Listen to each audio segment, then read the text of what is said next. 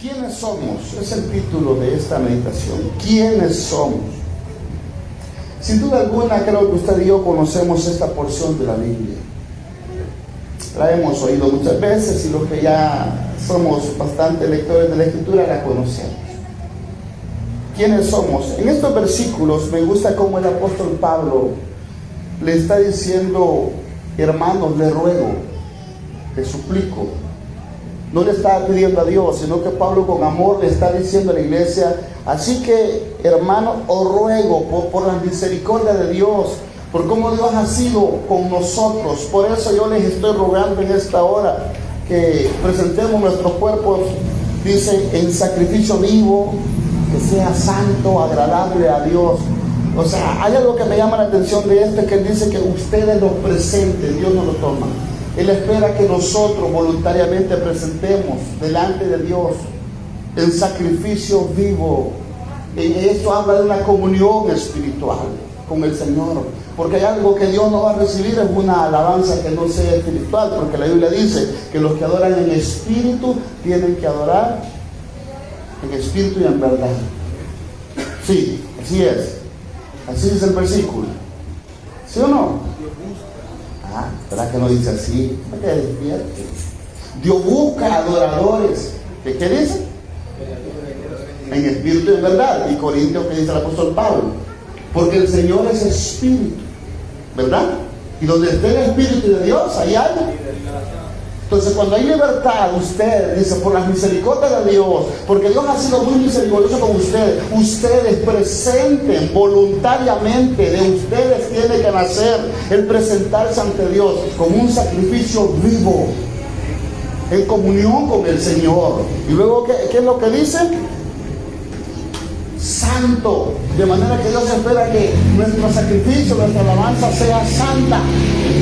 Porque dice el apóstol allá escribiendo, que dice que esto no debe ser así, que Santiago, que una fuente no puede dar agua dulce y agua amarga. O sea que no podemos andar cantando de Bad Bunny y luego pretender cantarle a Dios. Hay que definirnos. No podemos andar cantando de cantantes mundanos y también los del Señor, ¿verdad? Un hermano me andar en el vehículo y hay un hermano que canta como este señor que murió, don Vicente. Hay unas alabanzas de él que me gustan, andaba fuerte volumen y me dijo: vayan escuchando al hermano Vicente. No se llama así, pero oiga lo que dice, porque canta con unas alabanzas, me gusta por la letra. De manera que dice que tiene que ser santo y luego añade algo más. Dice que ser agradable. ¿A quién dice? A Dios. Agradable no al pastor, agradable no a los hermanos, sino agradable a Dios. Es que los hermanos cantan feo. Sí, pero es para Dios. Usted y yo tenemos que preocuparnos que sea agradable a Dios. Y luego dice: no se conformen a este siglo, no se refiere a 100 años, sino no se conformen a este sistema del mundo. No se conformen a este sistema organizado por Satanás. El mundo tiene antivalores. Los valores del mundo son que usted apoya el movimiento LGTB, son los valores del mundo, pero son antivalores del cristianismo. Entonces, él está diciendo de que no nos conformemos. ¿Y qué conformarse? Bueno, ni modo, acoplémonos a este sistema. No, nosotros no podemos acoplarnos a este sistema. Tenemos que nosotros marcar la diferencia. Jesús dijo en una ocasión: ustedes son la luz del mundo. Ustedes son la sal de la tierra. Somos los que no encajamos. Pero luego sigue diciendo él: sino transfórmense por medio de la renovación de su entendimiento, de manera que una persona, su comportamiento lo cambia conforme cambia su pensamiento. Una persona que no cambia su pensamiento nunca va a ser renovada. Se necesita cambiar la forma de pensar. La Biblia lo está diciendo. Si no, transfórmense por medio de renovar cómo piensan. Porque hay gente que dice: no, es que yo así me criaron, así soy, y si me gusta, bueno, y si no, mala suerte. Esa gente no logra agradar a Dios. Porque está diciendo: no se conformen, transfórmense por medio de que este pensamiento ustedes les cambia, renuévenlo. Este hombre que inventó la bomba atómica, el científico Albert Einstein, dicen que dijo esa frase, no sé si es cierto, Pero dice que no espere que las cosas cambien si persistes en hacer lo mismo. De manera que en el Evangelio nuestra vida no cambiará si nosotros no cambiamos nuestro pensamiento. No cambiamos la forma en que pensamos. Y luego dice, transfórmense. ¿Para qué dice? ¿Para qué para qué cambiar nuestro pensamiento? ¿Para qué transformarlo? Para comprobar cuál es la voluntad de Dios. Dios espera que usted y yo comprobemos su voluntad, y luego dice, la cual sea la buena, la voluntad de Dios, agradable y perfecta. La buena voluntad de Dios es agradable y es perfecta. Pero yo no quiero enfocarme en ese versículo, yo quiero enfocarme en el versículo 3, donde el apóstol Pablo le está diciendo a los romanos, le dice de que cada cual que está entre vosotros, que no tenga más alto concepto de sí que el que deba tener, sino que piense de sí con cordura. Está hablando del pensamiento. De manera que Dios espera que usted y yo ni nos sentamos menos, ni nos sintamos más. Pero antes el apóstol Pablo está hablando de renovar mi entendimiento. Y en la Biblia usted encontrará personas que tenían una autoimagen de sí mismos malas, pero no solamente tenían una autoimagen mala, sino una autoestima mala. Había personas que tenían una autoestima de sí mismos muy baja y otros que tenían su autoimagen muy baja. Entonces, el problema es ese, que uno puede caer en tener una autoestima y una autoimagen muy baja, o una autoestima y una autoimagen muy alta. Y es por eso que el apóstol Pablo le dice, cada uno de ustedes piense con cordura. ¿Y qué significa cordura? Me llamó la atención que esa palabra la busqué en el diccionario y dice, cordura es facultad de pensar y obrar con reflexión y acertadamente. Es la facultad de que nosotros pensemos y obremos, pero reflexionando en lo que hacemos. Por un lado tenemos lo que queremos comportarnos como el apóstol Pedro, y que ahí yo voy y saca la espada y le voló. Y por otro están los que no quieren moverse, no quieren hacer nada. Entonces la autoimagen es el concepto que yo tengo o presento ante los demás o los demás piensan de mí. Y la autoestima es la que yo pienso de mí mismo. Hay gente que piensa de sí mismo, yo no sirvo para nada, yo no puedo hacer nada, yo así nací. Su autoestima la tiene muy bajo, y luego su autoimagen también la tiene muy baja. Su autoimagen es aquella apreciación que tienen de yo estoy muy gordo, yo estoy muy flaco, yo soy muy alto, yo soy muy viejo y ya no puedo hacer nada. Es la autoimagen que tienen. Pregunta la autocompasión, el valorarse a sí mismo. Y en la Biblia usted encuentra gente que tenía una autoimagen y una compasión de sí mismo. O sea, si usted váyase conmigo, por favor, a Números 13:33. Mire cómo se veían estos individuos. Números, capítulo 13. Números 13:33. Por favor, ¿qué es lo que dice?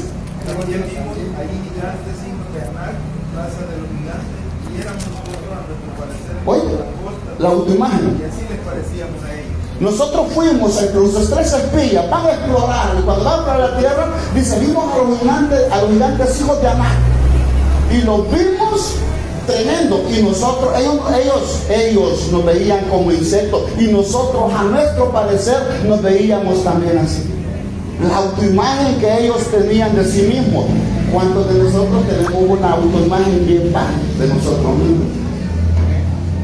De pensar, de nuestra autoimagen. Por eso el apóstol Pablo, en los versículos iniciales, él está diciendo, renueven su forma de pensar, porque si ustedes no renuevan su forma de pensar, o van a tener una autoimagen muy alta, una autoestima muy alta, o la van a tener muy baja. O sea, él espera que nuestro pensamiento sea transformado, y por eso él está diciendo, habla de que nuestro culto sea un sacrificio vivo.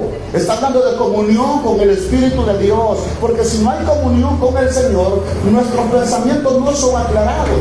Y si nuestros pensamientos no son aclarados, por eso hay mucha gente que en el Evangelio está frustrada, Hay gente que quiere vivir el evangelio según el pensamiento que ha traído del mundo toda la vida. Desde que venía antes de ser cristiano, así creyó, y no hemos entendido que la Biblia dice que nosotros somos nuevas criaturas. Nosotros somos diferentes. Entonces ellos decían, no, la última imagen la tenían abajo. Ellos se veían a sí mismos como insectos. Nosotros así les parecíamos a ellos. Ellos pensaron por los demás. Y a veces nosotros tenemos un concepto que los demás andan pensando de nosotros eso. Mira, la gran mayoría, le voy a comentar, tenemos una autoimagen tan deteriorada que nosotros estamos muy preocupados por lo que los demás digan de nosotros. Entonces yo tengo una frase que digo, que la conciencia es lo que yo soy. La apariencia es lo que los demás piensan de mí como persona. Y yo me preocupo más por pensar, por lo que las personas piensan de mí, que por lo que yo soy realmente. Mira, hermano, si siempre van a hablar de nosotros. Siempre van a hablar de nosotros. Porque usted puede hacer las cosas, para unos van a ser mal, para otros van a estar buenos. Para unos van a decir que excelente estuvo eso, que mal lo hizo, lo pudo haber hecho mejor. Nunca, pero es lo que se tiene que tener uno en sí mismo, la conciencia, es lo que yo soy. La apariencia es lo que los demás piensan de mí. De manera que estos espías tenían una autoimagen muy, pero muy baja. Ahora véase por favor al segundo libro de Samuel. Segundo libro de Samuel, por favor. En el capítulo 9. Vamos a encontrar otro personaje por ahí. Tenían su autoimagen muy pobre.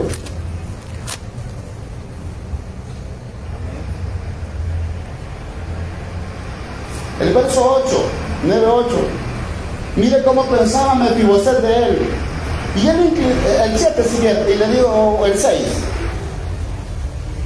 Y vino Mefiboset, que era el hijo de Jonatán, hijo de Saúl, a David, y se postró sobre su rostro e hizo reverencia y dijo: David, Mefiboset. Y él respondió: he aquí tu siervo. Le dijo a David: no tengas temor, porque yo a la verdad haré contigo misericordia por amor de Jonatán tu padre, y te devolveré todas las tierras de Saúl tu padre, y tú comerás siempre en mi mesa. El regalo de David para Mefiboset. Pero viene en el verso 8 y este Mefiboset dice: y él, inclinándose, dijo: ¿quién es tu siervo para que mires a un perro muerto como yo? Imagínese el concepto que él tenía de sí mismo, la autoimagen que él tenía, que era un perro muerto. ¿Y cuántos pensamos en nosotros mismos? Soy una desgracia, yo no sirvo. La autoimagen que nosotros tenemos de nosotros mismos, y esa autoimagen que tenemos de nosotros mismos, yo no sirvo para nada. O sea, David le estaba dando una bendición grande. Todo lo que fue de tu padre, yo haré misericordia contigo, te voy a dar todo, te devuelvo las tierras y vas a comer a mi mesa, un regalo. Y él que decía: yo no merezco nada, yo soy un perro. Así somos muchas veces con nuestro Dios. Dios nos ha dado todo, nos hizo sus hijos. Y sabe que nuestro orgullo, que pensamos: no, yo no lo merezco. Y es cierto, humanamente no lo merecemos. Pero ¿por qué no ser agradecidos con Dios? Es porque Él es bueno y quiso adoptarnos como hijos. Entonces el problema de tener una autoimagen muy mala de nosotros, el concepto muy bajo de nosotros mismos, pero la autoestima, la autoimagen que tenemos de nosotros mismos. Pero sin embargo, había un personaje que tenía una autoestima y una autoimagen muy alta, y ese fue David. David tenía una autoimagen y una autoestima muy alta de sí mismo. Él pensaba con cordura. Pero ¿por qué David pensaba de él con cordura? Ni se sentía más ni se sentía menos, porque tenía comunión con Dios. La manera en que usted y yo, como hijos de Dios, ni nos sentiremos superiores ni nos sentiremos inferiores, es teniendo comunión con el Señor, teniendo comunión con Él. Por eso el apóstol Pablo dice que no nos conformemos, que nuestro pensamiento sea transformado. Hay una frase que usted y yo tenemos que aprender, y a mí me enseñó mucho, me sirvió mucho cuando la escuché. La frase "yo no puedo", esa frase no se dice ni tiene que estar en la mente, sino que por el contrario se dice, ¿cómo lo hago? ¿Cómo lo obtengo? Porque de que usted dice eso, su mente empieza a pensar diferente. No puedo, pero si otros lo hicieron, ¿y por qué no lo puedo hacer yo? Yo no podía manejar vehículos. Bueno, pero si hay millones manejando vehículos en el mundo, entonces si otros pudieron, yo decía, no puedo, no me gusta, era mi excusa, no me gusta el carro. ¿Por qué no puedo obtener yo algo? Porque otro lo hizo. Miren, no podemos reinventar la rueda porque ya lo hicieron, pero sí se pudo perfeccionar. Entonces hay cosas en nuestra vida que nosotros tenemos que pensar de nosotros mismos. Si otros hombres de Dios pudieron, nosotros pudimos también. ¿Y qué marcó la diferencia? Que esos hombres oraron, que esos hombres leyeron la Biblia, que esos hombres ayunaron, que esos hombres decidieron vivir para Dios. Pero ¿cómo pretendemos nosotros que nuestra vida sea transformada si nosotros no tenemos tiempo para orar, para leer, para ayunar, para congregarnos, para servir? ¿Por qué creen que hay frustración en nosotros? Por eso mismo. Porque mientras no cambiemos nuestro pensamiento, difícilmente. ¿Y cómo se cambia el pensamiento? ¿Cómo se renueva? A través de la palabra. Porque la palabra me enseña lo que yo realmente soy. Si la Biblia, ¿por dónde viene la fe? La fe viene ¿por qué?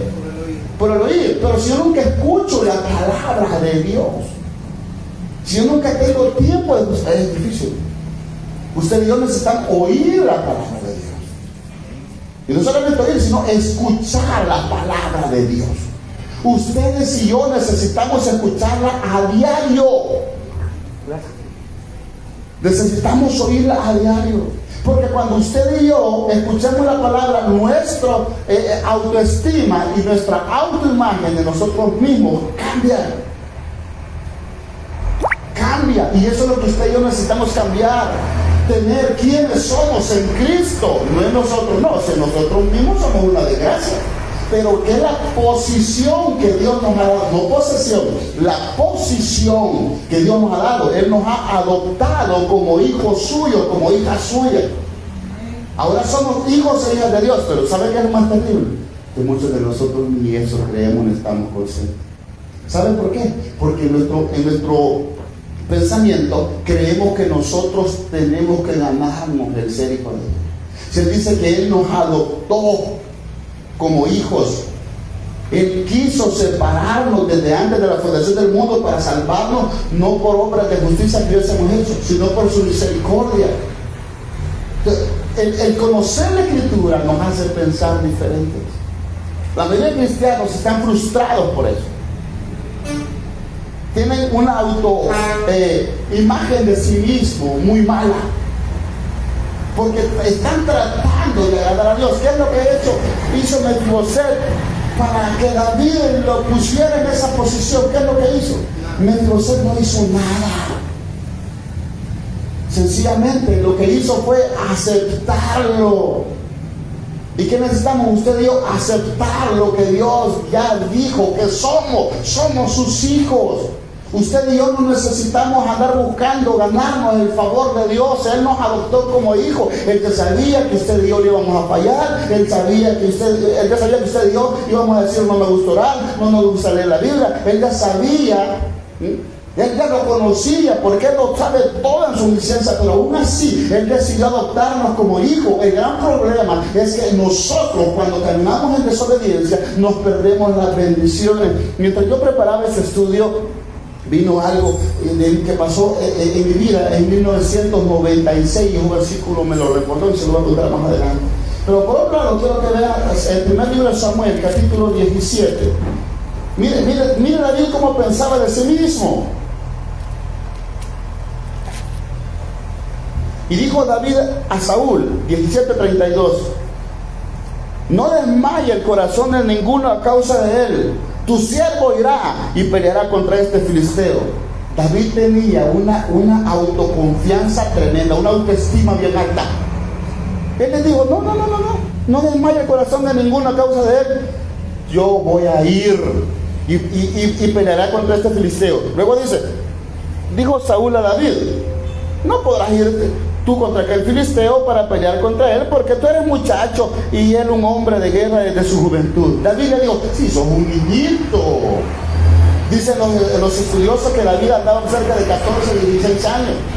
Y Saúl le dice, David respondió a Saúl, tu siervo era pastor de las ovejas de su padre, y cuando venía un león o un oso y tomaba algún cordero de la manada, salía yo tras él y lo hería y lo libraba de su boca, y si se levantaba contra mí, yo lo echaba a mano de la quijada y lo hería y lo mataba. Fuese león, fuese oso, tu siervo lo mataba, y ese filisteo incircunciso será como uno de ellos, porque ha provocado al ejército del Dios viviente. David tenía una autoestima y una autoimagen de sí mismo. Él no se dejó influenciar por lo que Saúl dijo. Eso es una criaturita. Que saber, David es un hombre, Goliat es un hombre de guerra. Y dice que cuando le probaron la armadura a Saúl, a David ni caminar podía. Pero porque él creía que podía en Dios, no en sí mismo. Y por eso leímos Romanos 12. No se conformen. ¿Qué es estar conformado? Bueno, aunque sea esto. Mira, hay gente que se conforma y dice, vamos para la comidita y te van a descansar a las 8 de la mañana, ya no quieren trabajar más tarde. Ya sacamos la conforme. Se conforman con eso. Yo voy a trabajar de 8 a 10 y a las 10 ya estoy ya sacamos la comidita y los pasajitos y los frijolitos y para el pasajito y para las tortillas. Y tienen el resto del tiempo, lo desperdician en tonterías. Por lo tanto, lo pasan así. Y no tienen tiempo para el Señor. Entonces hay un equilibrio, pensar con cordura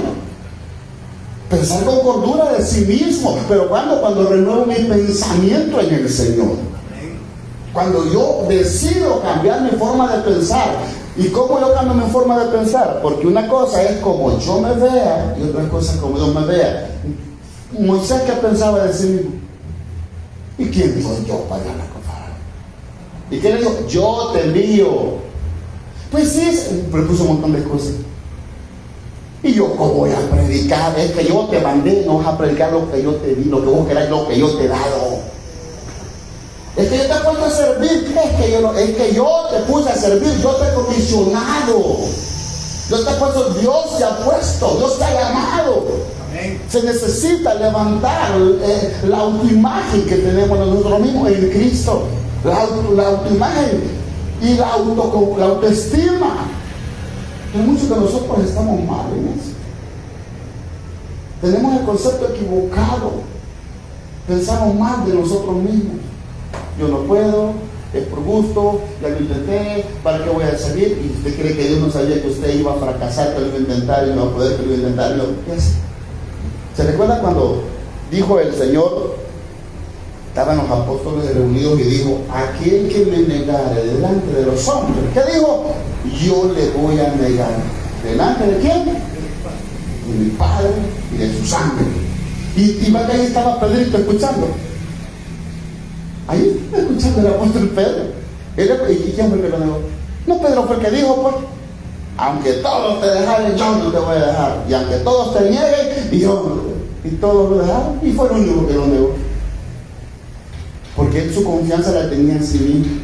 Pero la palabra de Dios nos transforma, nos cambia. Moisés tenía, imagínense qué tremendo el concepto, que cómo estaba frustrado Moisés. Lo quebrantó el Señor. Moisés era bien elevado. Moisés tenía de qué jactarse. 40 años en el palacio de Faraón aprendiendo todo. ¿Y usted cree que Moisés solo hablaba el idioma egipcio y el hebreo? ¿Usted cree que Moisés, siendo criado en el palacio de Faraón, ese hombre no era políglota? Toda la sabiduría de los egipcios. ¿Usted cree que más? Se dice que Cleopatra tenía, a la edad de 39 años que murió, ella hablaba desde los 14 años, hablaba cerca de 14 idiomas. Es lo que hablaban. Y a nosotros, yo puedo hablar el español hasta se me lengua la traba de este momento. ¿Y para qué voy a estudiar si ya estoy viejo? Y eso nos tiene frustrados. Viene, después de ser hombre preparado, se va 40 años al desierto. ¿Qué pensaba Moisés allá? Se lo había acabado tanto las circunstancias del desierto que cuando Dios lo llama, ¿qué dijo él de sí mismo? Envía a otro, Señor. Dígame hablar, pues. ¿Usted cree que era tartamudo como muchos piensan? Se había sido criado en toda la sabiduría de los egipcios. Si Moisés lo que tenía era su autoestima baja, soy tu imagen. ¿Y quién soy yo, Señor? ¿Y cómo Salomón me va a recibir? Yo recuerdo el loco de la celda 8, si usted lo ha escuchado, el doctor Betancourt, si lo ha escuchado se lo recomiendo. Estaba loco, endemoniado. Y un hermano Chemita, el fundador de la iglesia del Príncipe de Paz, un hombre que fundó más de 700 iglesias, un hermano Chemita, un bendito. Y cuando pasó por la celda donde él, dice que el hermano Chemita sentía temor porque él estaba loco. Y dice que cuando este hombre que pasaba, dice que se le sentía hasta escalofrío pasar por enfrente de la celda de él. Porque dice que ese loco, escucha el testimonio del loco de la celda 8, es un nicaragüense, lo va a escuchar eso, qué tremendo. Dice de que Dios le dijo al hermano Chemita, que si lo conocían, que tenía que orar por él, y Dios lo sanó y lo liberó a ese loco. Pero dice de que este hermano, que Dios le dijo a este loco de la celda 8, le dijo: vas a ir a hablar con el presidente de Estados Unidos, que para ese entonces era Ronald Reagan. Y él dijo: ¿pero cómo va a hacer eso? Y un loco, y Dios lo ve. Y dice que Dios le permitió llegar hasta allá y hablar con el presidente Reagan. El concepto que él tenía de sí mismo es diferente a lo que Dios pensaba de él. Necesitamos cambiar el concepto que usted y yo tenemos de nosotros mismos. Pero no se puede renovar nuestro pensamiento si no pasamos en la presencia de Dios. Conforme a la medida de fe que nos ha dado, cada uno tiene que pensar con postura cómo es su medida de fe. Uno la tenemos más elevada que otro. ¿Y por qué otro la tenemos más elevada con otra? Porque es el tiempo que le dedicamos al Señor. ¿Dónde está tu tesoro? Ahí está, ¿qué dice? Tu corazón. ¿A qué le dedico yo más tiempo? ¿Cuánto tiempo invierto yo en las 168 horas en la semana? ¿Cuánto tiempo yo le dedico a eso? Ahí está mi corazón. ¿Dónde está tu tesoro? Ahí está tu corazón. Ese es mi tesoro. Ahora, es difícil que nosotros podamos cambiar las circunstancias si nosotros no cambiamos nuestro pensamiento. Es bien difícil. Entonces necesitamos entender que nuestra autoimagen de nosotros tiene que cambiar. Nuestra autoestima tiene que cambiar. Ni nos sintamos menos, ni nos sintamos más. Pensemos con cordura de nosotros mismos. Entonces, ¿pero cómo lo hacemos? Para pensar eso necesitamos ver el Salmo 119. Ahí está el primer punto. Para que usted y yo pensemos diferente en Cristo. Salmo 119, versículo 73. Salmo 119, versículo 73. Mira lo que dice.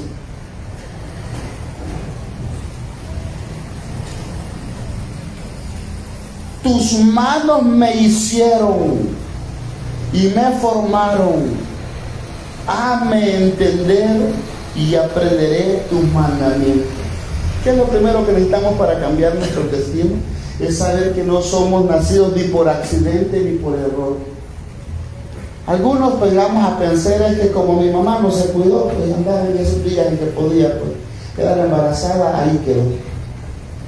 Es que mi papá no usó protección, entonces pues ahí nací, sin estar planificado. Dios, como mi mamá hago de ponerse la vacuna anti-embarazo.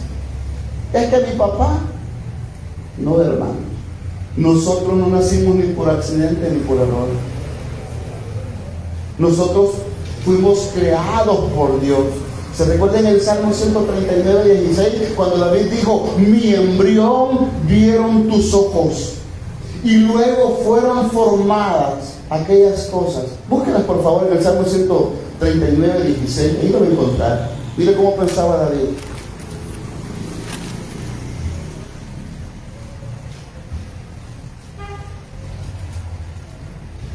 Mi embrión vieron tus ojos y en tu libro estaban escritas todas aquellas cosas que fueron formadas sin faltar una de ellas. O sea, su embrión, antes de que naciésemos, Dios lo vio. Dios ya tiene un plan para cada uno de nosotros, sus hijos. O sea, usted y el Evangelio, déjeme recordarle algo. Usted en el Evangelio no está por error ni por accidente. No fue porque un día usted dijo, es que yo ese día, mentira, no fue porque usted ese día quiso, es porque Dios quiso. Y ese día Él le llamó a usted y a mí, llegó un día determinado. Uno tiene que recordar el día en que nació de nuevo. Yo no olvido ese día, 30 de marzo de 1996, 1 de la madrugada. Yo no olvido el día en que nací de nuevo. No fue por accidente. Y yo ese día, yo no iba a ir a ese culto. Pero yo había determinado en mi corazón, pensaba yo que iba a ir, no. Y él le puso el ejemplo bíblico de Saúl. Saúl, cree que por accidente vamos a buscar la Hana y darle a Samuel. No, Dios le había dicho a Samuel un día antes, mañana a estas horas va a venir uno buscando una Hana. Ese es el rey que he escogido. Su vida y la mía no son por accidente. Si usted es evangélico y evangélica, no es por accidente. Si está aquí en esta hora, no es por accidente, fue porque Dios le trajo. No somos producto de un error, de una casualidad. De repente dice Dios, usted le dice, oh, yo estoy enfermo. Y yo le digo, ¿y cómo te enfermaste? No sabía. No, Dios lo permitió. Dios sabe. Dios sabe lo que usted va a ganar mañana. Dios sabe el día en que usted y yo vamos a partir. Nuestra vida está planificada por Dios. El plan perfecto de Dios. ¿Te recuerdan cuando Jesús murió? Dice que su determinado consejo había dicho cómo iba a morir Jesús. Dios tiene un plan para su vida y para la mía, y ese plan maravilloso el que nos abre. A veces vamos a tener que sufrir, vamos a tener que llorar, de repente usted tendrá que perder a alguien que ama, pero es parte del propósito y plan de Dios. Pero aunque no lo entendamos, es agradable, es perfecto y es su buena voluntad. Nuestra mente finita va a cuestionar la mente infinita de Dios, pero Dios sabe lo que está haciendo. Jeremías llegó a reconocer el gran hombre de Dios. Conozco, Señor, que el hombre no es señor de su camino, ni del hombre que camina el poder ordenar sus pasos. ¿Cuántos de nosotros no hemos hecho planes? Y de repente los planes se echaron a perder. ¿Sí o no le ha pasado eso? Y vamos a hacer esto, y vamos a hacer lo otro, y todo se echó a perder. Porque no eran los planes de Dios. ¿Y qué hacemos muchas veces? Pelear con Dios. Es el plan perfecto de Dios. A Dios no se le escapa nada de lo que pasa en nuestra vida. Dios lo conoce todo. ¿Quiere que le ponga un ejemplo bíblico? ¿Se recuerda usted de Saulo de Tarso? Dios había cogido a Saulo de Tarso. Gálatas capítulo 1, verso 16, el 13 al 16 lo dice. El apóstol, Saulo, para ese entonces, él respiraba amenazas de muerte contra la iglesia. Pero entonces es el 1.14, Gálatas 1.14, 1.16. Si quiere búsquelo, se va a dar cuenta. El 13, del 13 al 16 creo que es. Vea la conversión del apóstol Pablo. Gálatas 13, 1 del 13 al 16 dice, porque ya, el apóstol Pablo hablando a los Gálatas, porque ya habéis oído acerca de mi conducta en otro tiempo en el judaísmo, que perseguía sobremanera a la iglesia de Dios y la asolaba, y en el judaísmo aventajaba a muchos de mis contemporáneos en mi nación, siendo mucho más celoso de las tradiciones de mis padres. Pero dice, cuando agradó a Dios, ¿qué dice? Que me apartó casualmente, dice que no, que me apartó desde el vientre de mi madre, y me llamó por su gracia revelar a su Hijo en mí, para que yo le predicase entre los gentiles, no consulté enseguida con carne y sangre. ¿Se da cuenta? Dios sabía que el apóstol Pablo era un escogido. Él dice el apóstol Pablo, desde el vientre de mi madre Dios me escogió. Pero Dios, sin embargo, permitió que el apóstol Pablo persiguiera a la iglesia, que se instruyera a los pies de Gamaliel, que persiguiera a la iglesia cristiana. Y al final dijo Dios, vaya, hoy es el día, ahora te voy a hacer que nazcas de nuevo. Dios tenía un plan para el apóstol Pablo, como lo tiene para usted y para mí. Hoy está aquí, usted no sabe dónde va a estar mañana. Usted no sabe. O puede estar, qué sé yo, predicando. Dios de repente lo puede transformar. Saúl salió a buscar la Jana, y en ese instante Saúl, ¿qué es lo que hizo? Dice que se encontró, Saúl no sabía, un día andaba buscando armas, al día siguiente él era el rey de la nación de Israel. Todo en el consejo de Dios, en el plan que usted Dios lo ha metido. Usted y yo no estamos por accidente. Así levantamos nuestra autoestima, nuestra autoimagen. Pero antes hay que renovar el entendimiento. El apóstol Pablo, él había sido desde antes de la fundación del mundo. Jeremías fue otro. ¿Qué dijo el profeta Jeremías? ¿Qué dijo el profeta Jeremías? Capítulo 1. Búsquelo si gusta. Versículo 5, si no estoy mal. 1:5, creo que es el 1 de Jeremías. Sí, oye lo que dice: antes que te formases en el vientre te conocí, y antes que nacieses te santifiqué, te di por profeta a las naciones. Antes de que naciese Dios lo conocía. Déjame decirte a mí, no sé con quién es esto. Antes de que tú nacieses, Dios te escogió y te puso nombre, y te escogió para una misión de parte de Él. Y aunque tú en este día no lo entiendas ni lo comprendas, déjame decirte que el plan de Dios se va a cumplir en tu vida. Se va a cumplir, aunque el diablo se oponga, pero los demás digan que no, aunque todos te critiquen y siente el Espíritu de Dios sobre mi cuerpo en ese momento, se cumplirá el propósito de Dios. Aunque Dios te tenga que forzar, se va a cumplir el propósito de Dios. A Jeremías aquí tenía aproximadamente cerca de 30 años. Y él le dijo: antes que te formases en el vientre de tu madre, ni habías pensado, y yo te escogí. Y esta fue la porción que mientras yo preparaba este sermón en 1996, yo leía esta porción, tiempo de trabajo. Trabajaba en una fábrica donde se hacían ventanas, y mientras estaba ahí me puse a leer la Biblia, y yo pues faltaban 5 minutos para la 1, yo estaba leyendo, y cuando estaba leyendo leí esa porción, y luego tocaron la sirena para entrar a trabajar. Yo cerré la Biblia, y cuando yo me levanté dije yo, porque 3 días antes me habían dado una profecía. Dios usó a esa persona para darme una profecía, y me dijo de que esas mismas palabras: antes de que naciese yo te escogí. Y yo recuerdo que en esa ocasión fue un sábado, me tocó los labios, y él me dijo: yo he puesto mis palabras en tu boca, y yo te he dado mucho que otros quisieran, pero te lo he dado a ti. Yo estaba leyendo eso, y cuando yo leí eso, cerré la Biblia y me levanté y iba a mi máquina cuando dije: casualidad. Pero pronto una voz audible que me dijo: no es casualidad. Una voz con autoridad de poder que me lo dijo: no es casualidad. Y yo me asusté.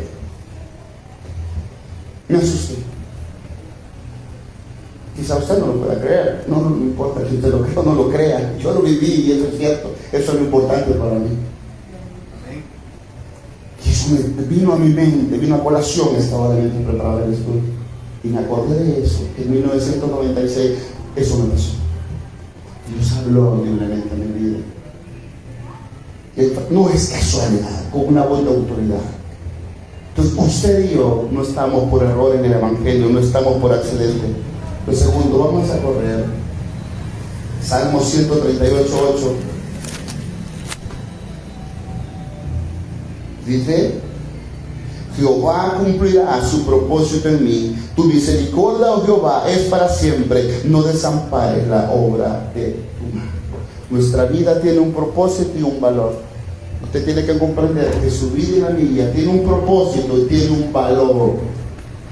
Si la sociedad a usted lo desprecia, no olvide que Jesús dijo eso: en el mundo tendrán aflicción, pero confíe en mí, Ciudad del Mundo. ¿Sabe por qué? Porque usted y yo vamos a cumplir un propósito de parte de Dios, y a veces nuestra propia familia no lo entenderá. ¿Por qué? Porque nuestra familia no va a creer en nosotros. Los hijos de Jacob no creían en José. Jacob no creía en José. La gente no va a creer en ti. Tu papá, tu mamá, tus hermanos, tu cónyuge no creerá en ti. No te preocupes, porque quiero decirte algo en esta hora. Dios sí cree en ti.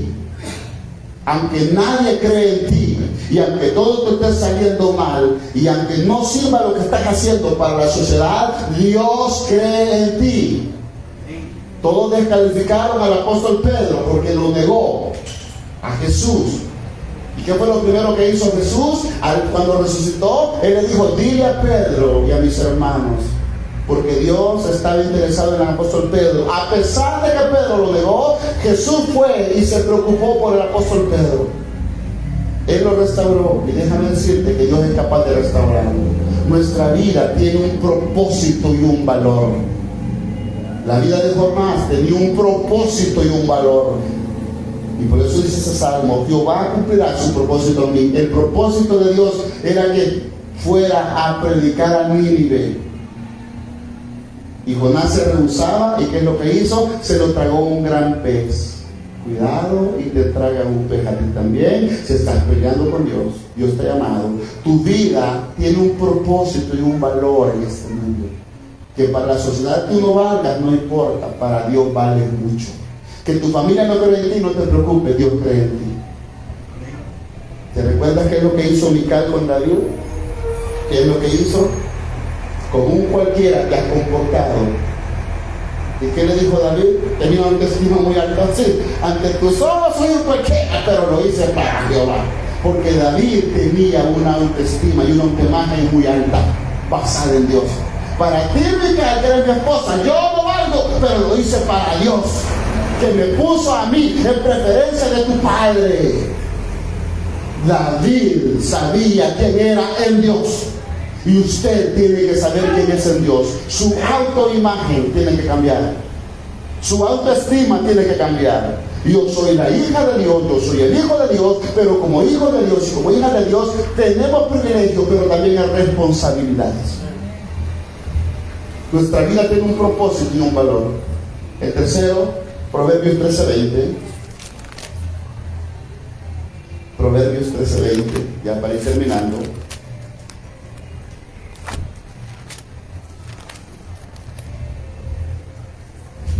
Dice: el que anda con sabios, sabio será, mas el que se junta con necios será quebrantado.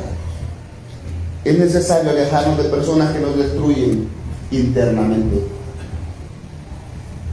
No son nuestros enemigos, pero a veces es necesario alejarnos de personas que internamente nos destruyen. Hay gente que nos menosprecia y nos hiere con sus palabras y nos hace sentir que no podemos, que no servimos. Hay que alejarse de esas personas. ¿Ya no le voy a hablar? No estamos hablando de ello. Ore por esas personas, porque hay personas que nos hacen sentir miserables, que no